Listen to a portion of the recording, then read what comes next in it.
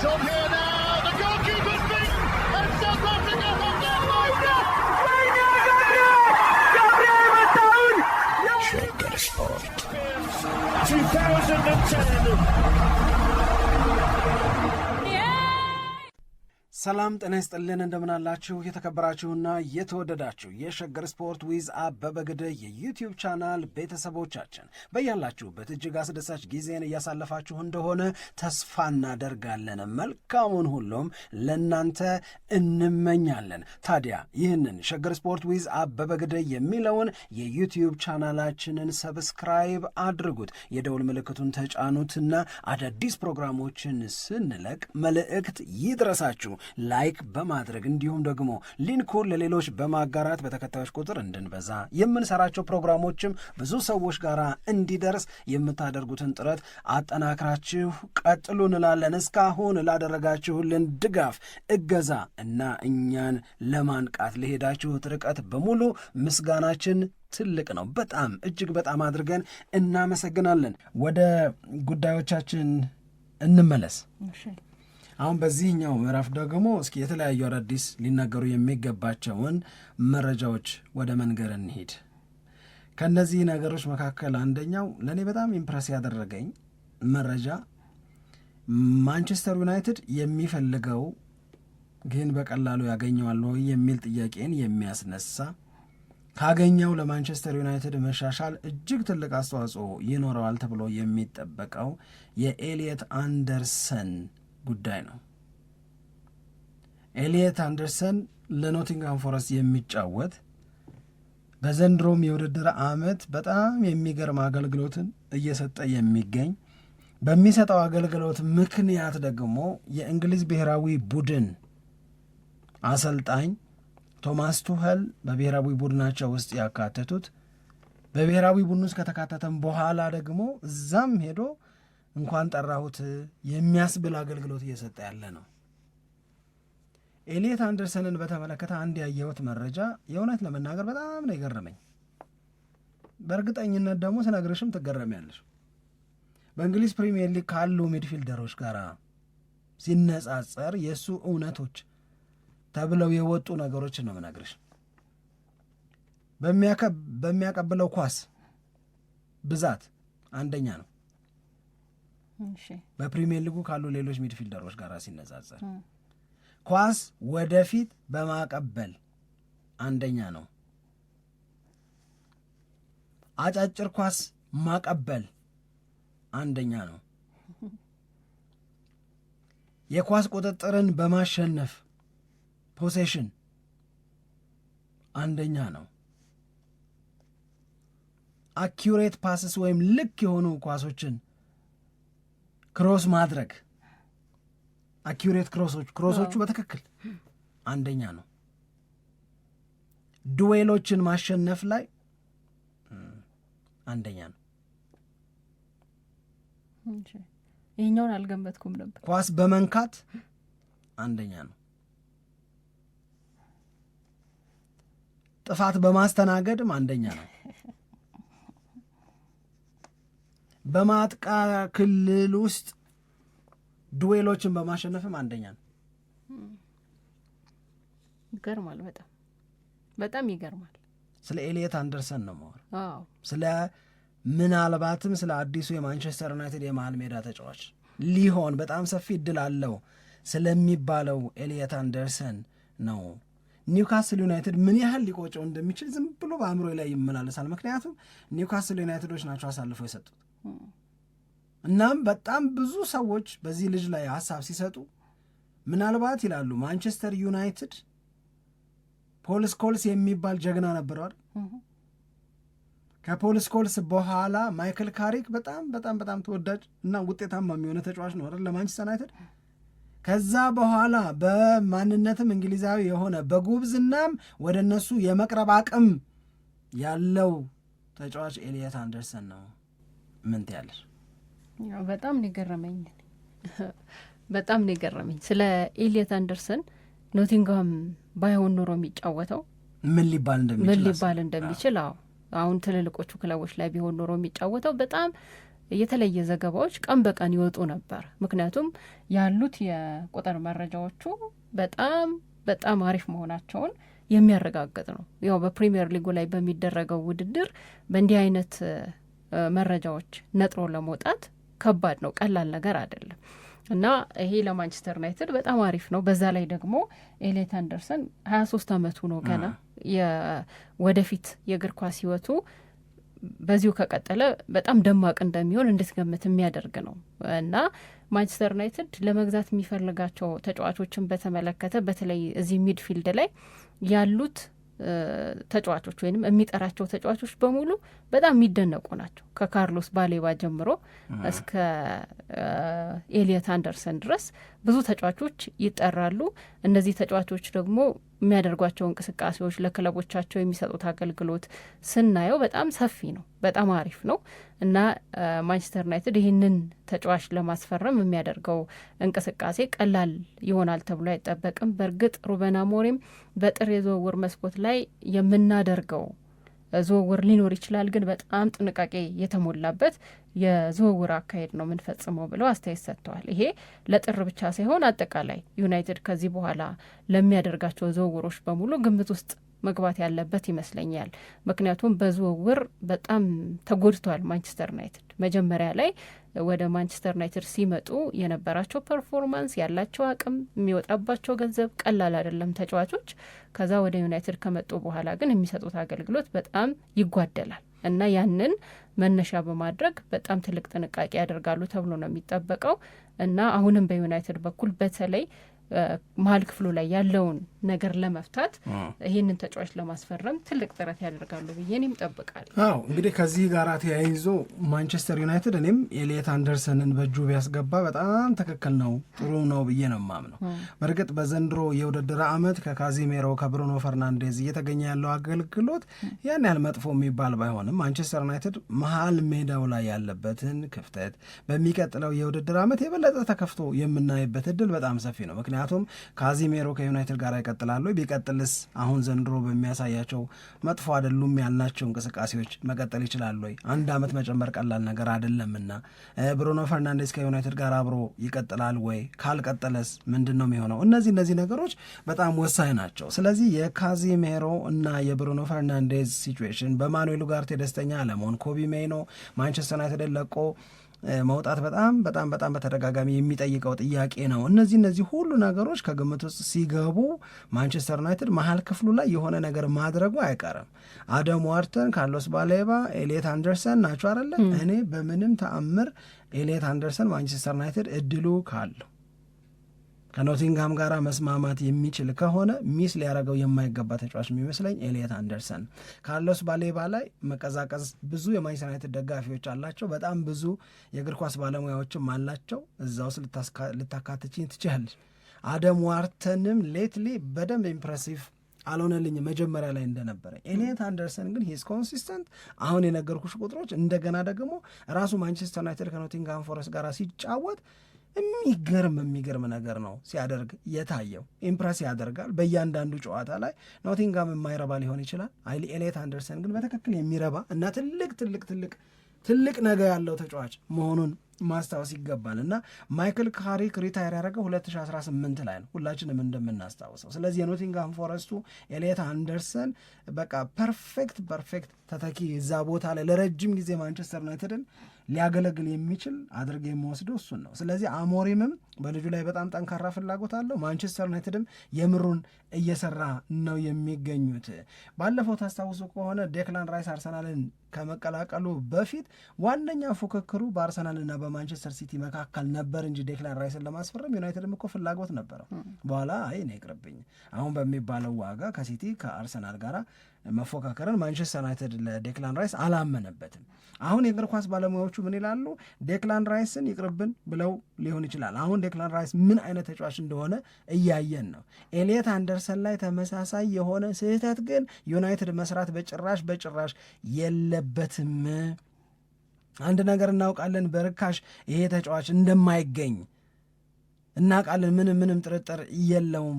ነገር ግን ደግሞ ማንቸስተር ዩናይትድም ሆኑ ሌሎች የኤሊየት አንደርሰን ፈላጊዎች ከክለቡ ጋራ በሚኖር ድርድር 100 ሚሊዮን ፓውንድ እና ከዛ ትንሽ ያለፈ ገንዘብ ሊጠየቁ ይችላሉ።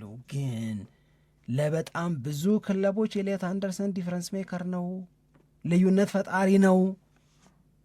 በተለይ ደግሞ ለማንቸስተር ዩናይትድ ልዩነት ፈጣሪ ነው። ምክንያቱም አሁን ይሄንን ተጫዋች ሲቲ ይፈልገዋል ቢባል፣ ይሄንን ተጫዋች ሊቨርፑል ይፈልገዋል ቢባል፣ ወይ ቼልሲ ወይ ምናምን ቢባል አላቸው እዛ አካባቢ። ድርቅ አይደለም እንደ ማንቸስተር ዩናይትድ። በጣም የሚያሰጋ በጣም የሚያሳስብ ሲቹዌሽን ውስጥ ያለው ማንቸስተር ዩናይትድ ስለሆነ ዩናይትድ ቤት በጣም ሚድፊልዱ ላይ ዲፍረንስ ወይም ልዩነት ሊፈጥሩ ከሚችሉ ተጫዋቾች መካከል አንደኛው ነው። ስለዚህ የጊዜ ጉዳይ ነው እንጂ አሉ ትናንትና ሌሊት ላይ የወጡ መረጃዎች፣ የጊዜ ጉዳይ ነው እንጂ ኤሊየት አንደርሰን የማንቸስተር ዩናይትድን ቀዩን ማሊያ ለብሶ ታዩታላችሁ የሚል ሀሳብን አስቀምጠዋል። ይህንን ማድረግ የአሞሪምን ቡድን ይበልጥ ማዘመን፣ ይበልጥ ከፍ ወዳለ ደረጃ መውሰድ ማለት ነው።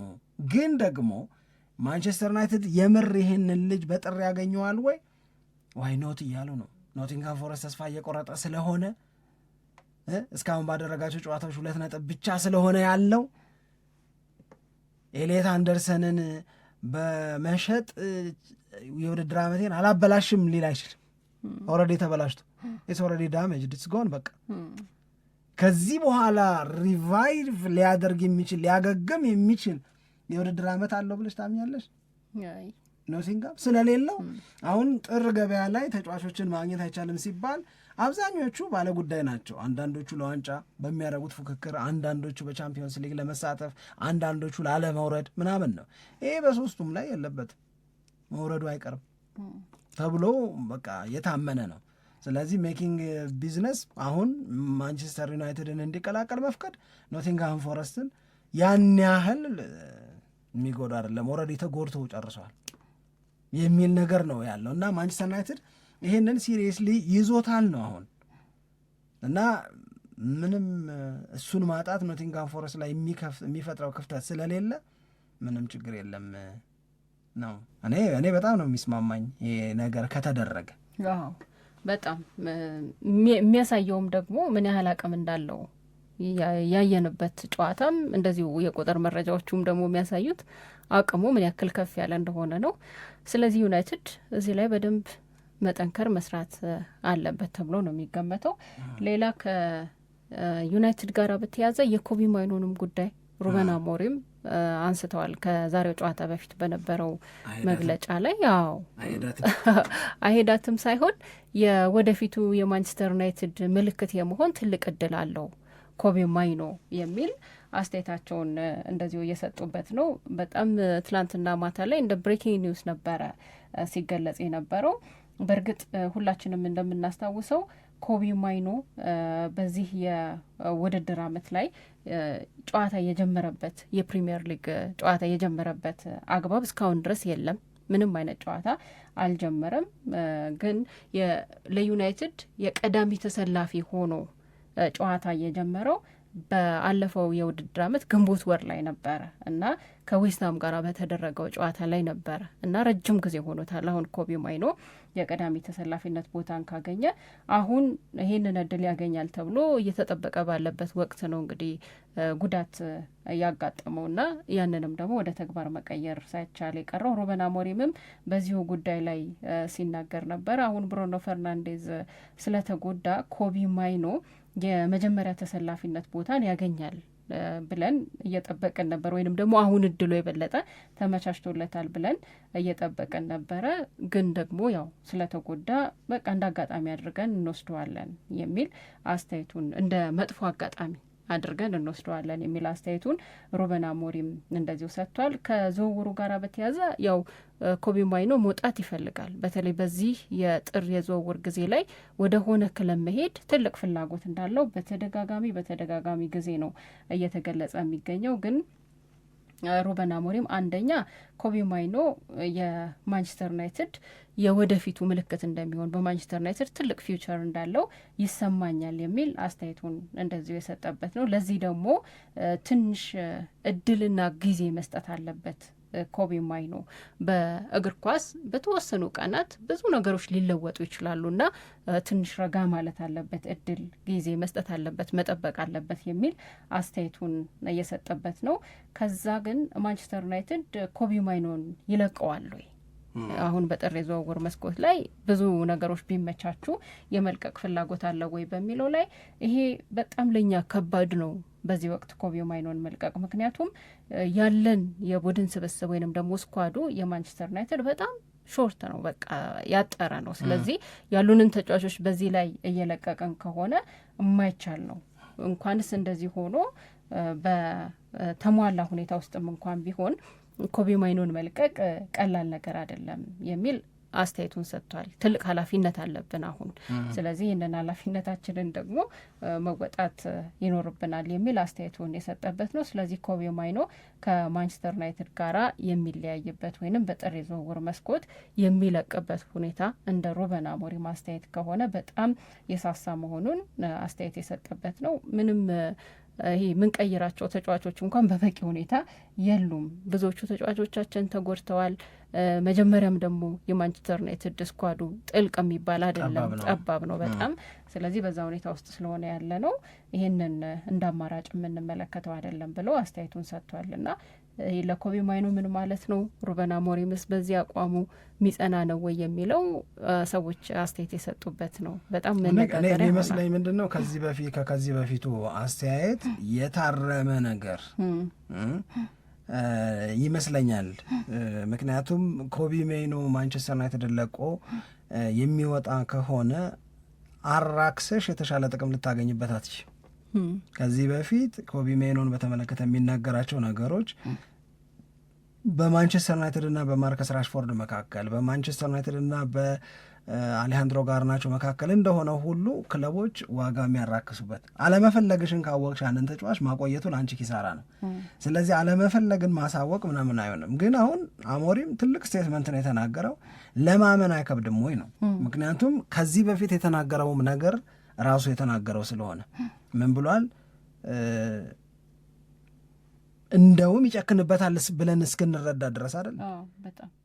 እሱ ላይ ሲሆን ይበረታል፣ እሱ ላይ ሲሆን እንደዚህ ባይል አይሻልም ወይ የሚሉ ነገሮችን እስክናነሳ ድረስ ይናገረው ነበር። አሁን ግን ስካይ ስፖርትስም በዩ ቢቢሲም በዩ ኤስፒኤንም በዩ ዚ አትሌቲክም በዩ ማንም ብትዩ አንድ ያስቀመጡት ነገር ምንድን ነው? ማይኖ ኢዝ ዘ ፊውቸር ኦፍ ማን ዩናይትድ።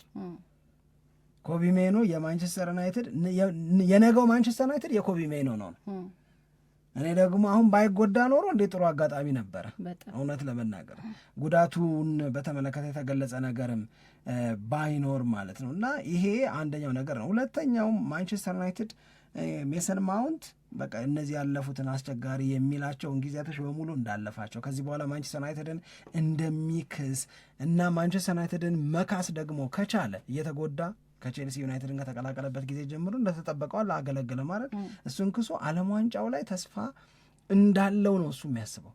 ቶማስ ቱኸልን አሳምኖ በቀሪዎቹ ጊዜያቶች ውስጥ ዓለም ዋንጫ የእንግሊዝ ብሔራዊ ቡድን ተጫዋቾችን ሲጠራ ሜሰን ማውንትንም እንደዚሁ እንዲጠራው ያስባል ነው። አሁንም ከዚሁ ከዝውውር ጋር በተያዘ ማንቸስተር ዩናይትድ ከጆሹዋ ዚርክዚ ጋር በተያዘ ሮማ እየጨቀጨቀው ነው። አምጡ እኛ እንውሰደው እያለ ነው የሚለው። አንድ በቀሪዎቹ ደቂቃዎች ላይ የምናወራበትን ነገር ልንገርሽ። የአርሰናል ጉዳይ ነው። መጀመሪያ አይና ኦ ነው። አርሰናል መድፈኞቹ ዘንድሮ 4ቱንም ዋንጫ ይበላሉ።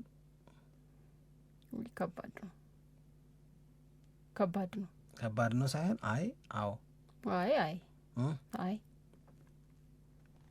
ዊሊያም ሳሊባ 4ቱንም እንበላለን አለ። ካራባኦ ካፕንም ኤፍኤ ካፕንም ፕሪሚየር ሊግንም ቻምፒዮንስ ሊግንም እኔ አይደለሁም ያልኩት ዊሊያም ሳሊባ። አርሰናል ዘንድሮ 4ቱንም ዋንጫ አሸንፎ ኳድራፕል ዊነር በመሆን የመጀመሪያው የእንግሊዝ ክለብ ይሆናል። አዎ የአድማጮቻችንን ሀሳብ በዚሁ መንገድ ከነ ማብራሪያው ቢሰጡን በጣም ደስ ይለናል። እኔም ደስ ይለኛል። እኔም የዊሊያም ሳሊባን አስተያየት አይቼው ነበር። እሱ በጣም ትልቅ እምነት ፍላጎት አለው። አዎ ይሄንን ማድረግ ይሄ ግን ፍላጎት እምነት ነው። አዎ እምነት ነው። አተማመናለሁ ነው። ይሄንን ነገር ማድረግ እንችላለን ይላል። ግን በዛውም ደግሞ አያይዞ የሚናገረው ነገሮች ደግሞ አሉ። ይህንን ነገር ለማድረግ ምን ያክል በየጨዋታዎች ላይ ፎከስ ማድረግ እንዳለባቸው፣ ምን ያክል ጠንካራ መሆን እንዳለባቸው ይናገራል። በእርግጥ ይላል እንደውም እሱ ሲናገር ገና ዲሴምበር ላይ ነው ያለ ነው። ይህንን ነገር ለመናገር በጣም የቸኮልን የተጣደፈ ሊመስል ይችላል። ግን ደግሞ ማመን ያስፈልጋል። ይህንን ነገር ማድረግ እንችላለን፣ 4 ዋንጫ ማንሳት እንችላለን በሚለው ሀሳብ ላይ በደንብ መተማመን ይኖርብናል የሚል አስተያየቱን ሲሰጥ ነበር። ግን ለእኔ ቀላል ነው ብዬ አልረዳውም። ከባድ ነው በጣም። በሁሉም ውድድሮች ላይ ያለበት አንድ ጥሩ ነገር በሻምፒየንስ ሊግም እንደዚሁም ደግሞ በፕሪሚየር ሊግም አርሰናል የመሪነት ደረጃን ይዞ ያለ ቡድን ነው። እንደገና ደግሞ በካራባኦ ካፕ ላይ ቼልሲ ጋር አሁን በግማሽ ፍጻሜ ይጫወታሉ። የ3 ጨዋታ ጉዳይ ነው የካራባኦ ካፕ ዋንጫን ለማንሳት ለአርሰናል። ግን ቀላል ደግሞ አይደለም ስታየው። በዚህ በግማሽ ፍጻሜ ላይ ማን ከማን ይጫወታል፣ ምን አይነት ጨዋታ ሊሆን ይችላል የሚለውን ደግሞ በደንብ የምናስታውስ ከሆነ እንዲሁ በቀላሉ እናሸንፋለን፣ ዋንጫ እናነሳለን የሚለውን አስተያየት ለመስጠት ትንሽ የሚያስቸግር ይመስለኛል። እሱም ከቼልሲ ጋር የሚደረገውን ጨዋታ ትልቅ ደርቢ ነው ብሎ ነው የሚናገረው። ግን አሁን የእሱ እምነት መነሻ ምንድን ነው ነው? የዊሊያም ሳሊባን እምነት መነሻ ራሱ ሲናገረው ራሱ ሲያብራራው ገና መሆኑ አልጠፋኝም። ገና ዲሴምበር ላይ ነን፣ 4 ዋንጫዎችን እንበላለን ለማለት የተወሰነ ጊዜ መጠበቅ እንደሚጠበቅብኝ አውቃለሁ። ነገር ግን ደግሞ በጣም በጣም ባለሙሉ እምነት ነኝ፣ 4ቱንም ዋንጫ ማሸነፍ እንችላለን ነው የሚለው። ይህንን 4ቱንም ዋንጫ ማሸነፍ እንችላለን፣ ኳድራፕል ዊነር እንሆናለን፣ የተለየ ታሪክ ይኖረናል የሚለውን አስተያየት ሲሰጥ አንድ ያስቀመጠው ነገር ባለፉት 3 ዓመታት በእንግሊዝ ፕሪሚየር ሊግ ሁለተኛ ወጥተናል። ስለዚህ ለምን 3 ሁለተኛ ወጣን የሚለው ገብቶናል ነው ነገሩ። ለምን 3 ሁለተኛ ወጣን፣ ለ4ኛ ጊዜ ሁለተኛ እንዳንወጣ ምን እናድርግ የሚለውን አስተምሮናል። 2 ባለፈው የውድድር ዓመት በእንግሊዝ ፕሪሚየር ሊግ ሁለተኛ ብንወጣም በአውሮፓ ቻምፒዮንስ ሊግ ሰሚ ፋይናሊስት ነበረን። በካራባኦ ካፕም ግማሽ ፍጻሜ ደርሰናል። ስለዚህ በካራባኦ ካፕና በአውሮፓ ቻምፒዮንስ ሊግ እስከ ግማሽ ፍጻሜ እንዴት መጓዝ እንደሚቻል አውቀናል ነው። ምን ተሳስተን ምን አጋጥሞን በምን ምክንያትና ሁኔታ ከግማሽ ፍጻሜ ሳናልፍ እንደቀረንም እናውቃለን። ስለዚህ አሁን ኤክስፒሪየንስ አግኝቷል። ማን? አርሰናል። በማን አረዳድ? በዊሊያም ሳሊባ አረዳድ።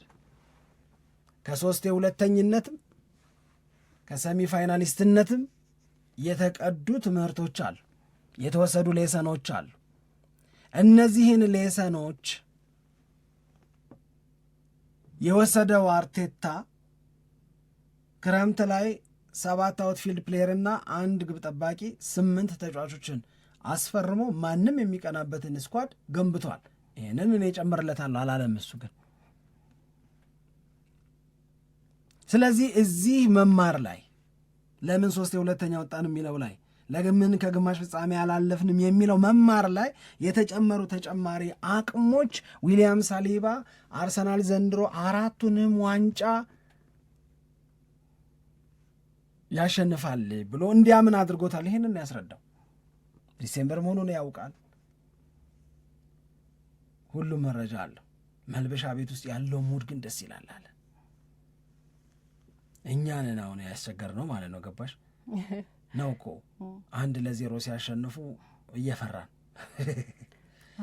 1-0 ብቻ እያን ያለቀ ደቂቃ ላይ ጎል አገቡ ብለን አስተማማኝ አይደለም ድሉ እያን የተቃራኒ ቡድን ተጫዋች ነው ያገባላቸው እያልና ቃቂር እያወጣን ያስቸገር ነው እኛ ነን እንጂ ዊሊያም ሳሊባ እንደሚለው መልበሻ ቤቱ በእምነት የተሞላ ነው። እሱ እንደሚለው ኳድራፕል ዊነር። አሁን ሌላ ጥያቄሽ ይከብዳል ብለናል፣ ቅድም ብለሻል። አሁን ሌላ ጥያቄ ነው።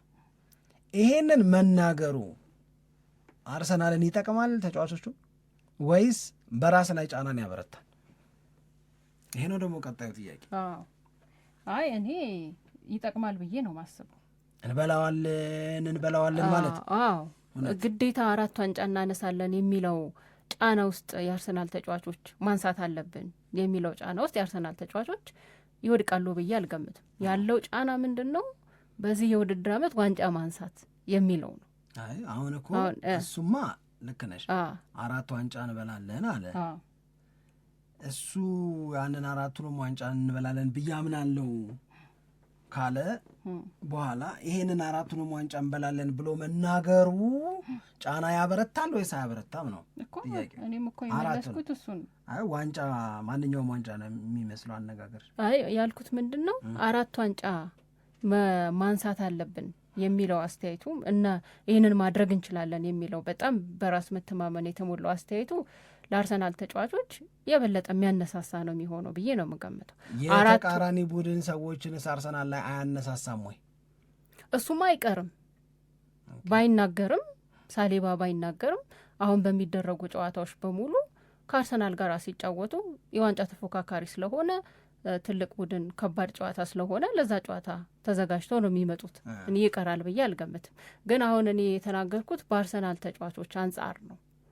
የአርሰናል ተጫዋቾች አንጻር ስንመለከተው 4 ዋንጫ ማንሳት አለብን በዚህ የውድድር ዓመት የሚል ሀሳብ ወይንም ደግሞ ሀሳብ ሊኖራቸው ይችላል፣ ወይም ፍላጎት እንደ ሳሊባ እምነት ሊኖራቸው ይችላል። ግዴታ ግን የለባቸውም፣ ወይም ይህንን ነው ማድረግ ያለብን የሚል ግን በተመልካቾች ዘንድ ኤክስፔክቴሽንን አትፈጥሪ? ትፈጥራለህ እኮ። ለ4 ዋንጫ ግን አርሰናልን ኤክስፔክት የሚያደርጋለ ብዬ እኔ አላስብም። በዚህ እኔ አለሁ ለምሳሌ 4 ዋንጫ እኮ ዝም ብለህ ትጠብቀዋለህ እንጂ ማድረግ አለበት የሚል ግዴታ ግን አጥልበት።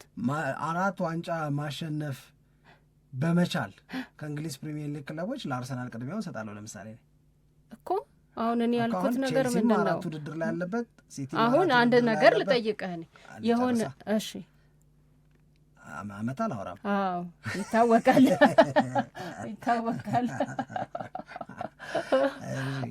እሺ ጠይቂኝ።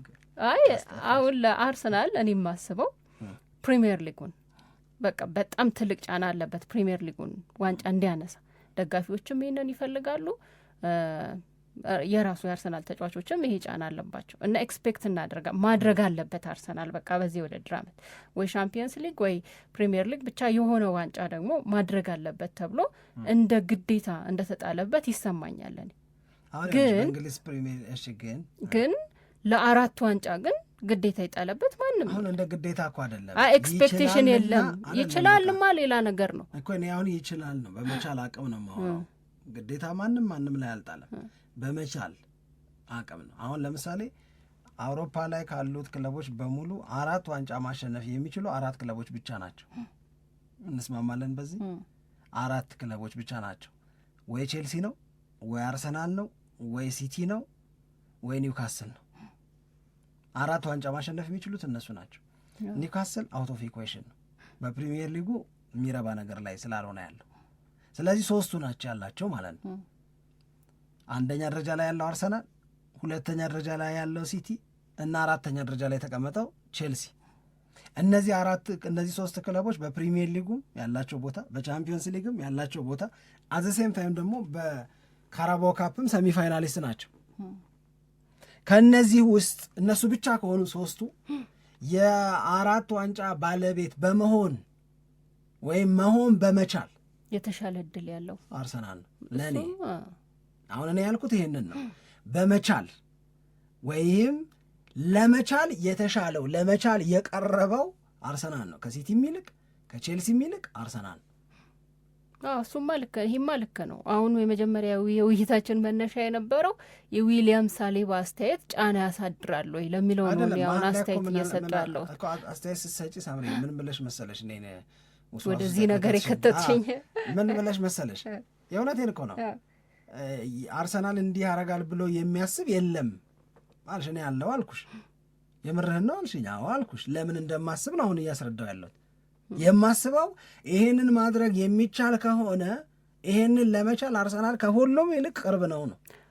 ግን የኔ ሀሳብ የነበረው ግን ገባሽ? አሁን ገባኝ። የኔ ሀሳብ ግን ቅድም ላስረዳ የፈለግኩት ምንድን ነው ይሄ በፕሪሚየር ሊጉን ማንሳት አለበት ተብሎ እንደሚታሰበው ወይም እዛ ላይ በቃ ዘንድሮ የሆነ ነገር ማድረግ አለበት ተብሎ እንደሚታሰበው 4 ዋንጫ ማንሳት አለበት ተብሎ እየታሰበ አይደለም የሚለውን ነው ለመናገር የፈለኩት እንጂ በእድል ደረጃ ማካየ ነው ልክ ነው።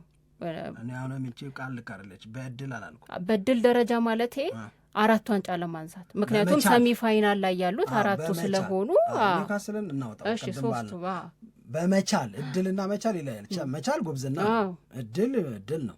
ስለዚህ በመቻል ከሲቲ ይልቅ አርሰናል የበለጠ አስቀምጠዋለሁ፣ ቦታውን ሰጠዋለሁ። በመቻል ከቼልሲ ይልቅ ለአርሰናል ቅድሚያውን ሰጠዋለሁ። እስቲ አድማጮችም ለአራቱ ተውና ለአንዱ አድማጮች እስቲ አስተያየት ስጡበት። እዚህ ላይ ውይይት ብናደርግ ጥሩ ነው። ሸገር ስፖርት ቤዛ አበበ ግዴ በተሰኘው የዩቲዩብ ቻናላችን ላይ ኮሜንት አድርጉ፣ እንመለከተዋለን።